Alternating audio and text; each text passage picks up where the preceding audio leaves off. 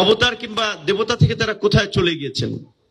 আজকে বিভিন্ন পত্র পত্রিকায় এবং সবচেয়ে বেশি সমালোচনা যে বিষয়টি নিয়ে হয় যে বৈষম্য বিরোধী আন্দোলনের নেতৃবৃন্দ হওয়ার কথা ছিল পরিবর্তনের ধারক, মানুষের জন্য তাদের যে সংগ্রাম ছিল সেই বৈষম্য নিরসন করার জন্য।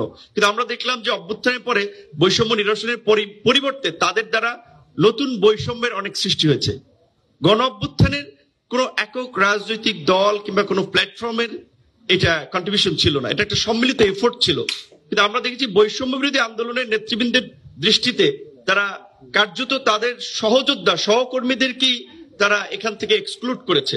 আওয়ামী লীগের ৭১-এর মুক্তিযুদ্ধের ন্যারেটিভের মতো একটা একপাক্ষিক ন্যারেটিভ দাঁড় করানোর চেষ্টা করেছে, যেটা আপনাদেরই সহকর্মী দীর্ঘদিন ছিল উমামা ফাতেমা আপনাদেরকে বলেছে যে এই অভ্যুত্থানের পরে বৈষম্য বিরোধী আন্দোলনের কিছু নেতৃবৃন্দ কার্যত রক্ষী বাহিনীর মতো একটা বাহিনী বা একটা প্যানেল, একটা টিম গড়ে তুলতে চেষ্টা করে সবকিছু নিয়ন্ত্রণ করতে চেয়েছিল। কেন আপনাদের কলিগ সেই অভিযোগটা করলো? কিংবা আপনারা যখন আপনাদের প্রধান উপদেষ্টা ডক্টর মোহাম্মদ ইউনূসের সাথে দেখা করেছেন, একাধিকবার মতবিনিময় করেছেন, আপনাদের আন্দোলনের সহযোগী ছাত্র শিবির কিংবা ছাত্র দল, ছাত্র ইউনিয়ন, ছাত্র অধিকার পরিষদের কোন নেতৃবৃন্দকে কি আপনারা আমন্ত্রণ করেছেন যে আমরা ছাত্র সংগঠনের নেতৃবৃন্দ আমরা প্রধান উপদেষ্টার সাথে আমরা একটু দেখা করি, আপনারা আসেন? আপনারা কখনোই করেন নাই। আপনারা একটা ইনক্লুসিভ প্রোগ্রাম মানে এই গত 11 মাসে ওইভাবে করেন নাই, বরঞ্চ আপনাদের আচরণ এতটা বৈষম্যমূলক ছিল যে কারণে আপনাদের পাশ থেকে এখন কার্যত সবাই সরে গিয়েছে। যদি আমরা রাজনৈতিক ভাবে অভ্যুত্থানের স্টেক হোল্ডাররা নিজেদের মধ্যে একটা কনসেনসাসে না পৌঁছাতে পারি, তাহলে বিচার বলেন, সংস্কার বলেন, খুব বেশি গতি পাবে না।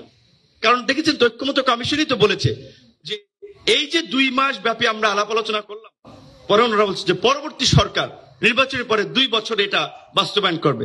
তো বাস্তবায়ন না করলে আপনি কি করবেন? আবার কি গণ অভ্যুত্থান চাইলেই ঘটাতে পারবেন? এগুলো গালগপ্প করে হয় না। আপনি চাইলেই গণ অভ্যুত্থান বছর বছর ঘটাতে পারবেন না। জনগণ 16 বছর রাজনৈতিক ভাবে আন্দোলন সংগ্রামে সমর্থন দেয়, রাজপথে নামে নাই। সুতরাং আমরা যা আমাদেরকে তো বা এই গণ অভ্যুত্থানই তো ম্যান্ডেট দিয়েছিল, তাহলে আবার এখন কেন প্রশ্ন উঠবে যে সংস্কারটা কোন প্রক্রিয়ায় বাস্তবায়ন হবে?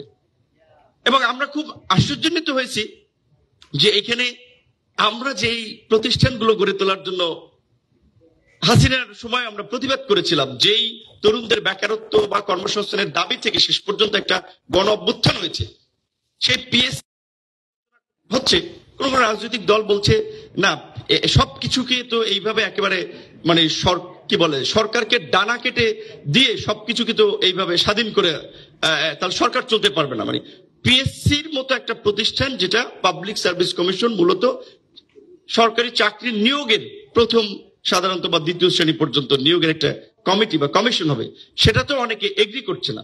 তবে নির্বাচন কমিশন, দুর্নীতি দমন কমিশনের মতো প্রতিষ্ঠানগুলো স্বাধীন স্বতন্ত্রভাবে তাদের একটা অ্যাপয়েন্টমেন্ট প্রক্রিয়া থাকবে, এখানে অনেকে এগ্রি হচ্ছে না।